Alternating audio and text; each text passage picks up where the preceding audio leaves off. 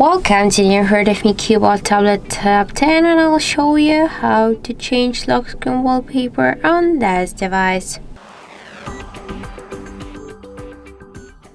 So first let's just open the settings application, and then we should tap to the display section.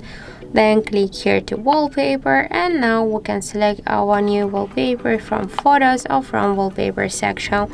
We can here use our device photos or just default device wallpapers.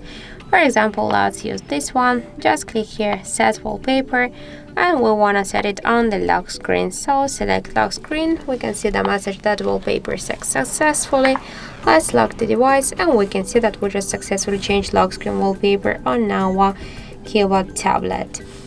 Also, we can make it by the second way. Just first we should hold for a while one from our device screens, and then we should tap here to this wallpaper section and just select by the same way the photos of regular wallpapers. Select the wallpaper, tap to set wallpaper, and select lock screen, and that's it. So thank you for watching, and if you find this video helpful, don't forget to leave a like, comment, and to subscribe our channel.